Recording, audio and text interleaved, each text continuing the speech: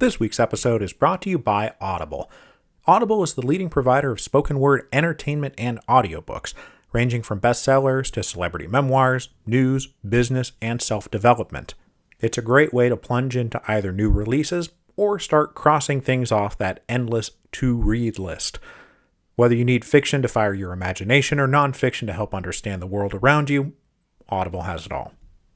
This week, I am going to recommend Dead Famous, An Unexpected History of Celebrity from Bronze Age to Silver Screen by Greg Jenner. And if you don't know Greg Jenner, you should. He is extremely funny and talented, and was the historical consultant for the Horrible History TV shows.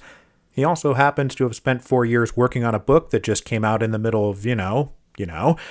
So, show Greg some love and pick up Dead Famous. You won't regret it. The Audible deal is that every month members get 1 credit to pick any title, plus 2 Audible originals from a monthly selection that is always changing. To get this deal, visit audible.com/revolutions or text revolutions to 500-500. That again, visit audible.com/revolutions or text revolutions to 500-500.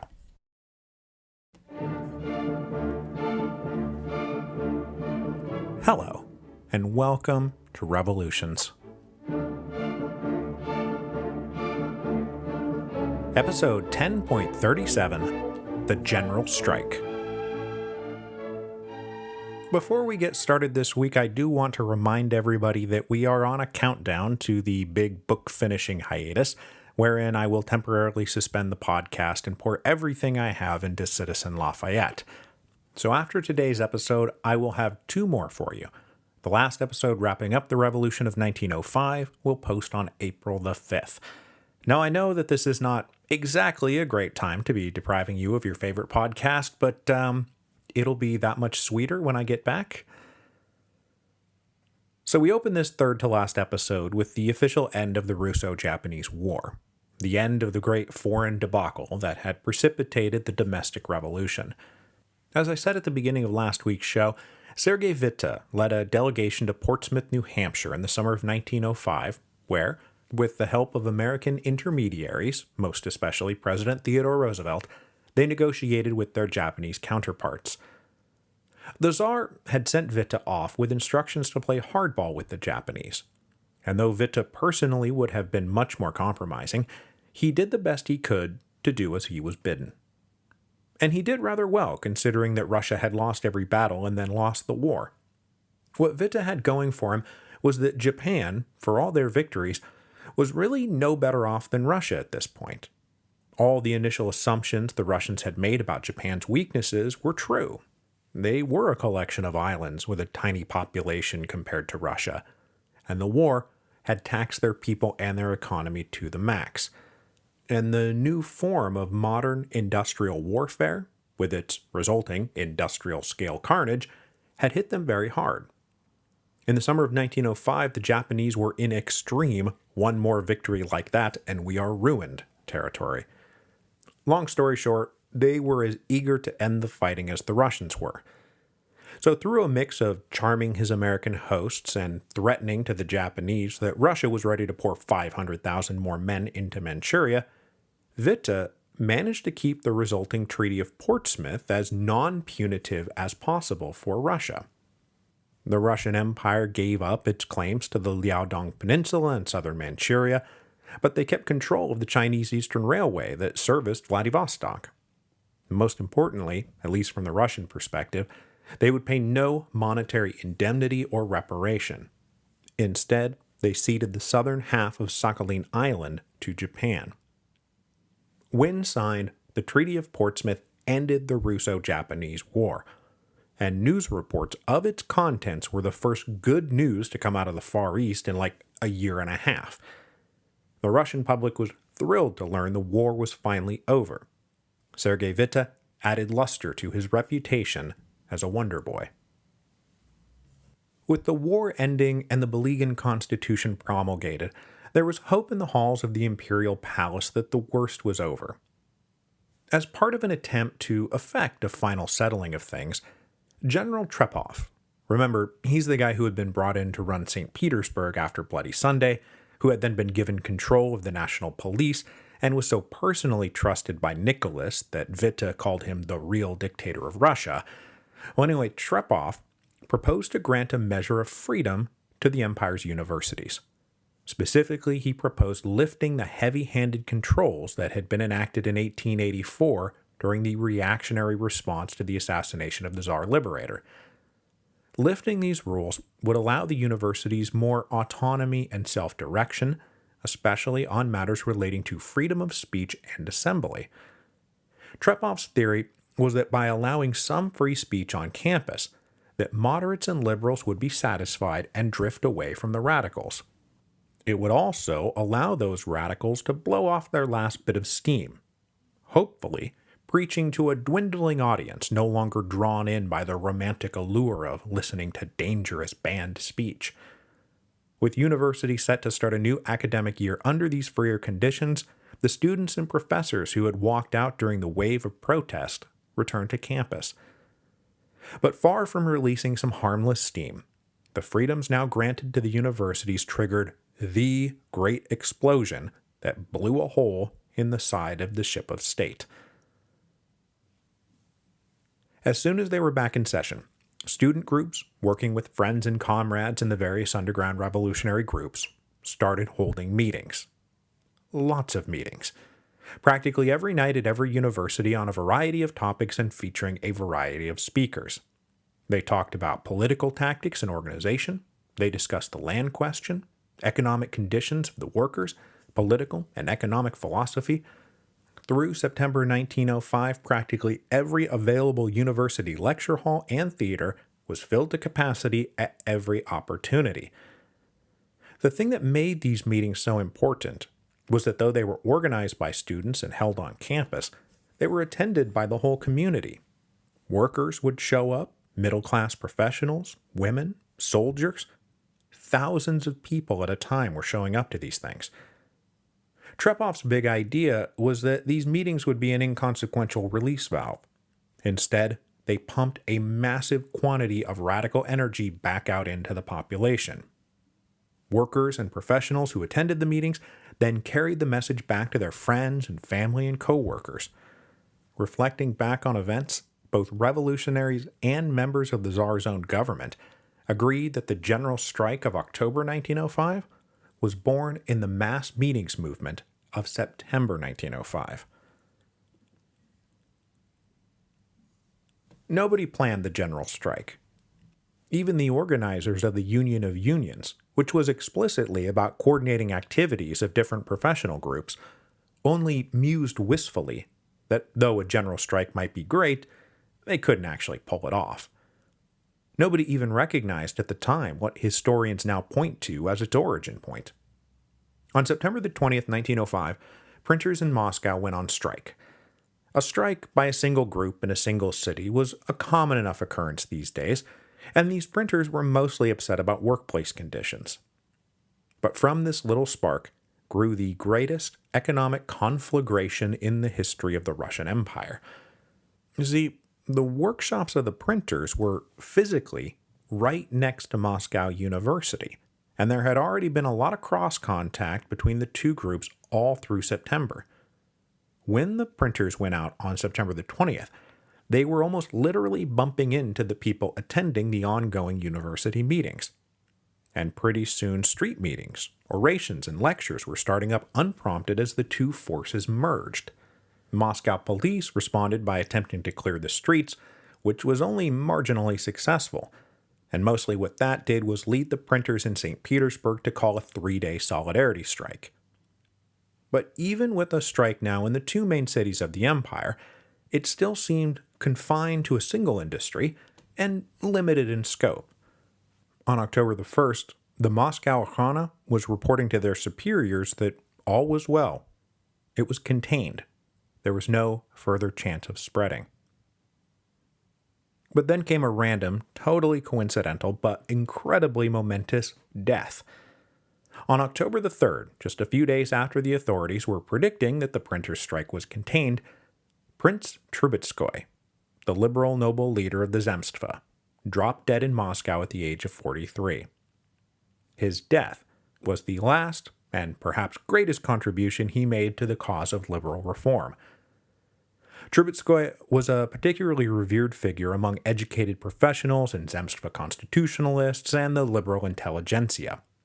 His death was a shock, and his funeral turned quickly from solemn mourning into political rally.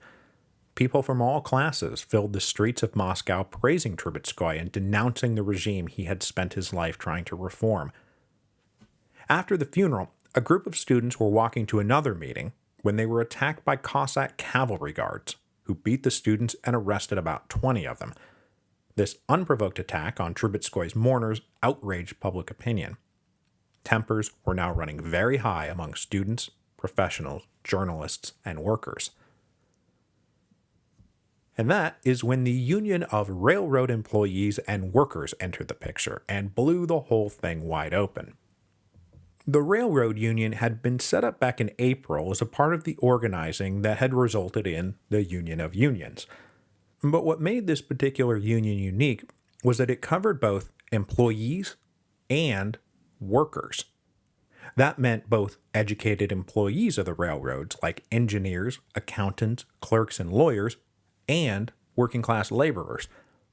In theory, it represented up to 750,000 people working in the railroad sector from all walks of economic life. The Central Committee of this union, recognizing their potential strength and the critical role that railroads played in the economy, had been kicking around the idea of a mass strike since at least July 1905, but conditions just never seemed right. They had, of course, been tracking the printers' workers' strike with interest, but it was the events around Trubetskoy's funeral that led them to conclude that conditions were now right. And they were right.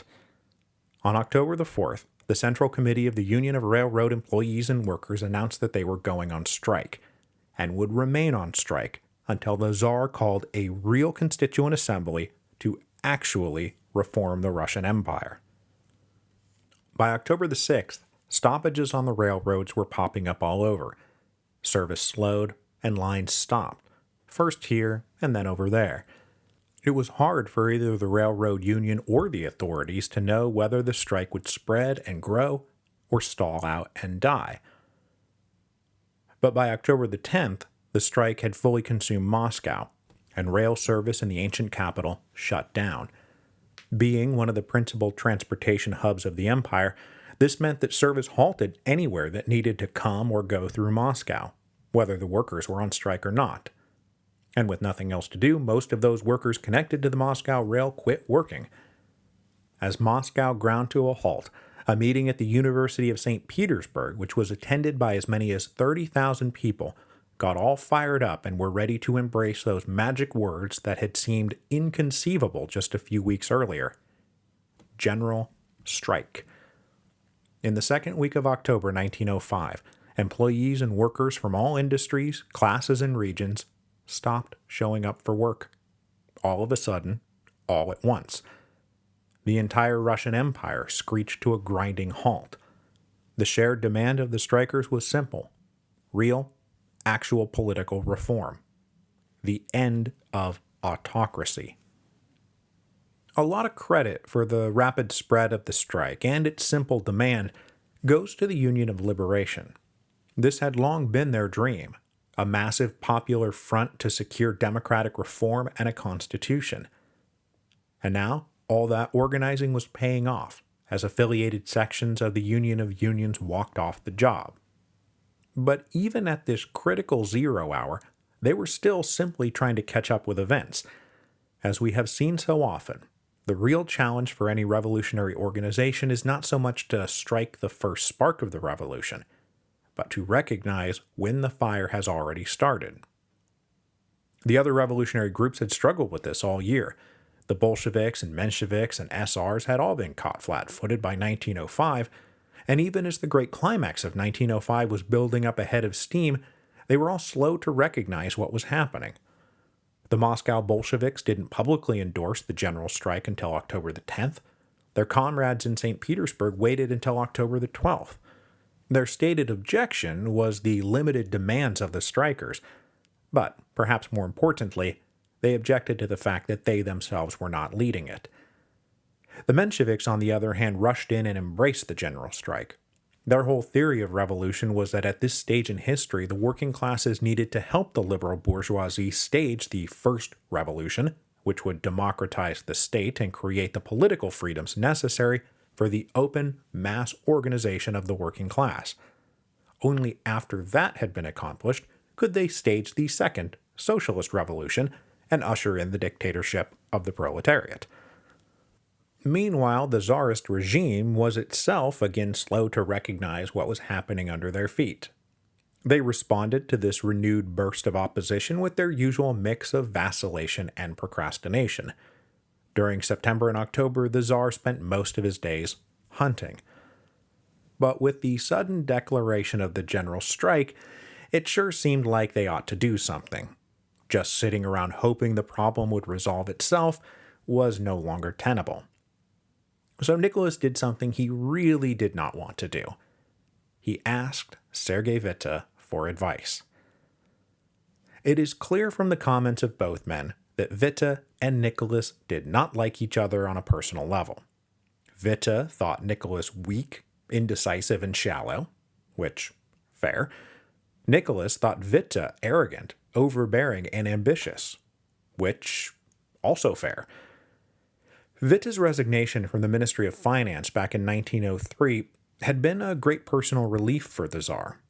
And though Witte had been conspicuously hanging around waiting to be recalled all through the crises of 1904 and 1905, the first real job he had been given was negotiating an end to the war with Japan.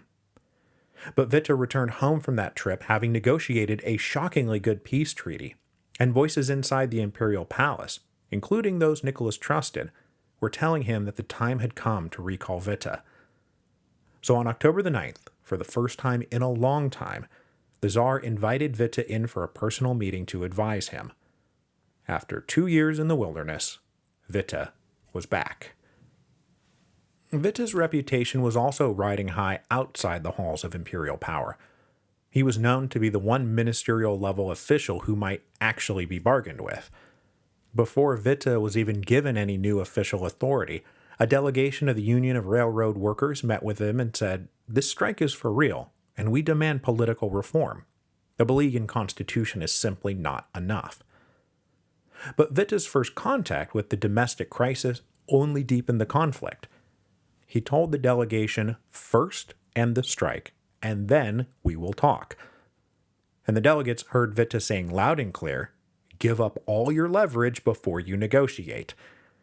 This posture made the moderates on the Union Central Committee, who had been hesitant about all this, recognize that really they had no friends inside the government.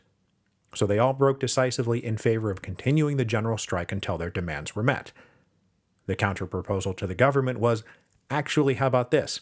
First, you give us what we want, and then we stop striking."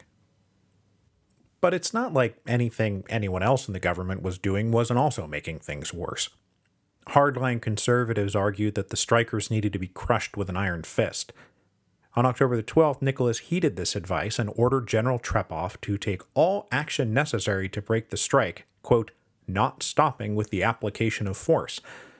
On October the 13th, all public meetings were banned unless approved by the government.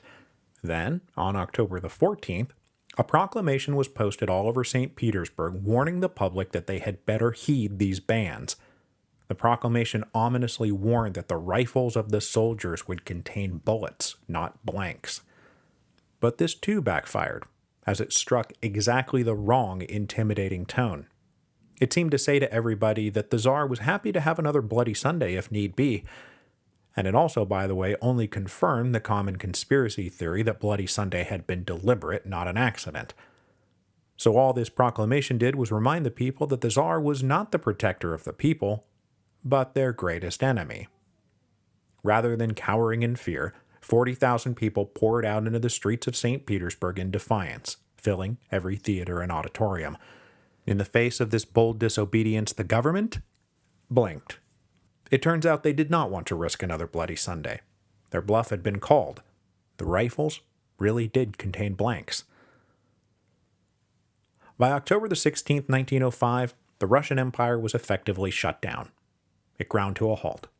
Trains did not run, telegraphs could not be sent, businesses were closed and boarded up, factories stopped running. In every major urban center, economic activity ceased and people just stayed home. It is estimated that more than 2 million people refused to go to work until their political demands were met. This was a sudden and shocking cessation of activity and led to very real consequences.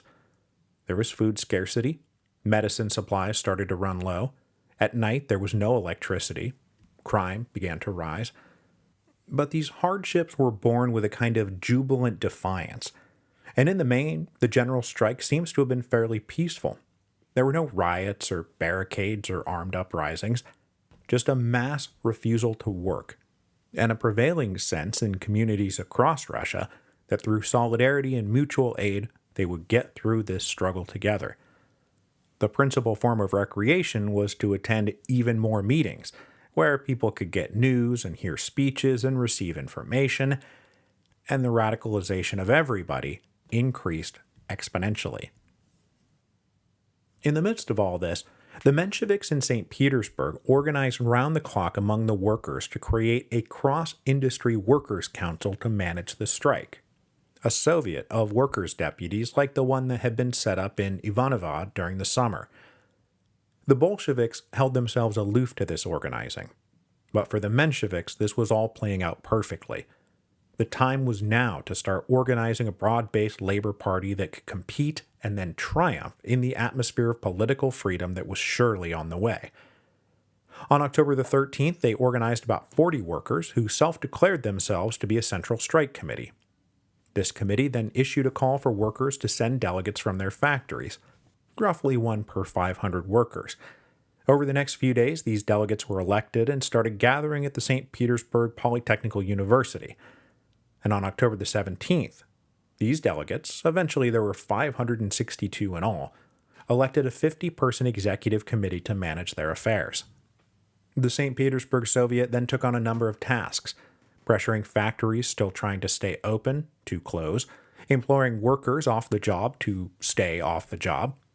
But they also took on other tasks that drifted them into the waters of self-government. For example, taking responsibility for ensuring a fair and equitable distribution of food. They allowed grocery stores to stay open and deliveries to continue under their watchful eye. To promote their authority and spread their message, they started printing a newspaper called Tidings, which became a critical conduit for spreading news, information, and propaganda.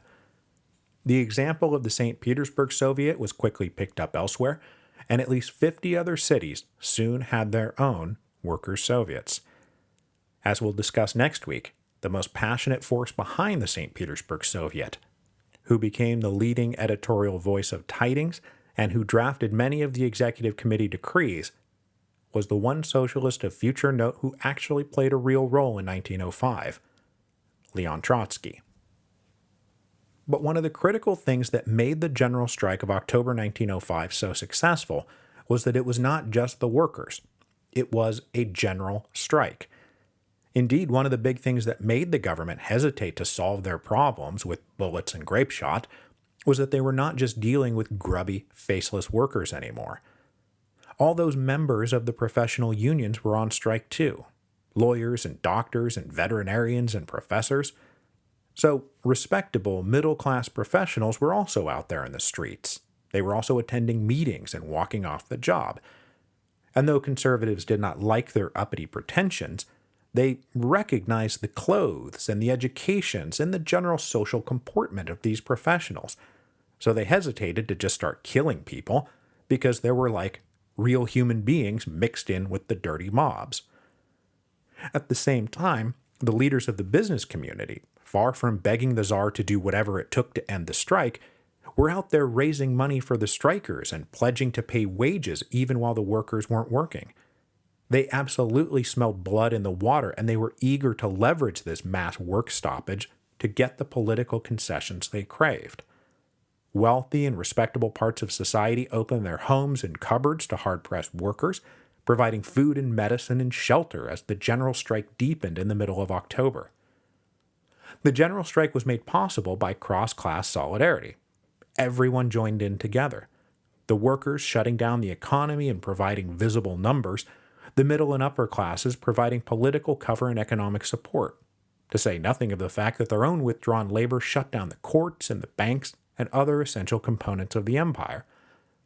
It was the whole of Russia uniting against an isolated czarist regime that they all hated equally.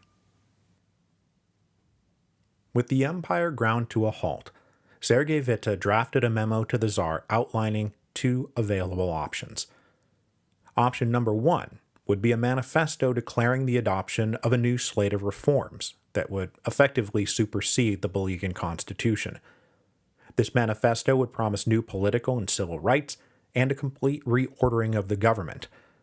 Witte proposed creating a unified ministry under a single prime minister who would be principally responsible for the affairs of state. As it stood now, each minister reported individually to the Tsar, who, I've hopefully established by now, was a very busy bee who also managed to never get anything done. This new unified ministry would work alongside an elected Duma, who would have the power to reject or approve new laws. This last bit was a huge concession, an admission that all power did not in fact reside solely with the Tsar. Now Witte was not a Democrat or an idealist. He's a technocrat, and a cynical one at that. The primary purpose of this manifesto was to entice the liberal opposition to break with the radicals and the socialists by promising them some capital G, good government. Witte told the Tsar these concessions were the cheapest and surest way of ending the ongoing crisis while retaining as much authority as possible for the Tsar. Option number two, Witte said, was for the Tsar to appoint a dictator empowered to take the necessary steps to force the people to accept the maintenance of the status quo. In other words, a bloodbath. The Tsar was deeply unhappy about the reforms Witte proposed. He believed it was his sacred duty to retain the divine principle of absolute autocracy that had been passed down to him from his ancestors and which originated from God. He was also deeply suspicious of Witte, who would surely assume the mantle of prime minister. As he scornfully put it, Nicholas did not like the idea of sharing power with a glorified railroad clerk. The Tsar attempted to push back and say, well, we can have this unified ministry, but I'll remain the head of it. To this, Witte replied with all the diplomatic language he could muster that the plan wouldn't work without a prime minister, because he couldn't come right out and say, Your Majesty, removing you from the equation is actually one of the most important things in this reform package. Getting you out is how we convince people to buy in. Around the halls of the imperial palace, even inside the Romanov family, a consensus formed that Witte's reforms were the only way to go. The whole empire was shut down. They needed to salvage what they could and regroup. But Nicholas was still not convinced, and it took a meeting with his cousin, Grand Duke Nicholas, to finally break him. Tsar Nicholas and Grand Duke Nicholas shared a name, but were physically complete opposites. The Tsar was small and slight. The Grand Duke was huge and strapping, probably a good 6.5 feet tall.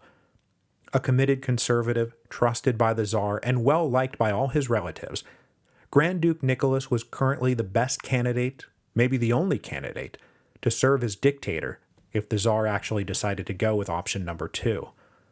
But before the Tsar even called the Grand Duke to sound him out about this potential dictatorship, the Grand Duke himself had already concluded that Witte's reforms were the only way to save the Tsar, his family, and the empire. And we don't know exactly what happened in the subsequent private meeting, it was just the two of them. But on his way in to meet the Tsar, Grand Duke Nicholas brandished a pistol and said that he would threaten to blow his own head off on the spot if the Tsar didn't accept Witte's proposal. So whatever happened in there, it was enough. After this private meeting with his cousin, Tsar Nicholas announced that he was ready to go with option number 1. The manifesto promising new political reform should be drafted and issued at once. This was a huge moment for the Tsar. It meant admitting that absolute autocracy was dead. He did not like it, but that did not matter, because he was left with no choice. On October the 17th, 1905, proclamations went up everywhere announcing the promulgation of what history has come to call the October Manifesto. The manifesto itself was brief and to the point. The empire would be reformed, really reformed. People would henceforth be granted freedom of conscience, speech, assembly, and association. There would be an elected Duma who must consent to laws before they were enacted. There would be a newer and better ministry. The manifesto did not elaborate much on the details. Those would have to be worked out by Witte and his new ministry in the months to come. But what was being laid out appeared for all the world to be a stunning capitulation by the Tsar. Autocracy was over? They had won? The October Manifesto was the first time since all of this had begun that the Tsar's response actually seemed in touch with events. That he announced something that was actually better than expected, when he finally got ahead of the curve. The October Manifesto was considered by practically everyone to be a decisive and historic moment for Russia, and the mood of the empire abruptly shifted as people went crazy in celebration. People poured into the streets. In Moscow, they sang La Marseillaise. In St. Petersburg, they flocked to the Winter Palace to cheer the Tsar, marking a happy, symbolic end to the solemn procession they had not been allowed to complete on Bloody Sunday. The Union of Liberation patted itself on the back for a job well done, because they had done it. Look, a cross-class, popular front that had forced political reform. Now, did this fall short of a democratic constitution written by and for the people? Yes. But was it still a huge victory? Yes. But not everybody was celebrating. Bolsheviks and Mensheviks and SRs all suspected that this was just more BS from the authorities.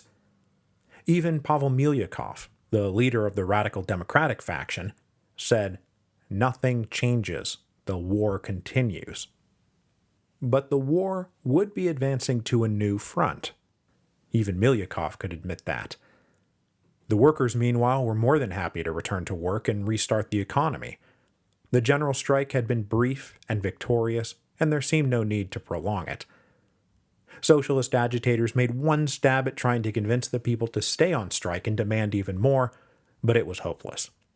On October the 18th, the Executive Committee of the St. Petersburg Soviet voted to end the strike because the workers had already voted with their feet to return to work. But crucially, the Soviet did not disband itself.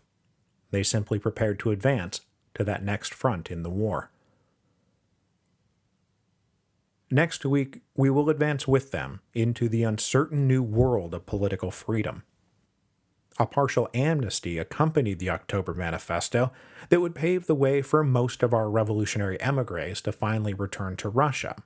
Lenin and Krupskaya and Martov and Pyotr Struve and Viktor Chernov, they were all ready to test the new waters of freedom that had allegedly been promised, and not allow the regime to backslide on promises that they had clearly made under duress.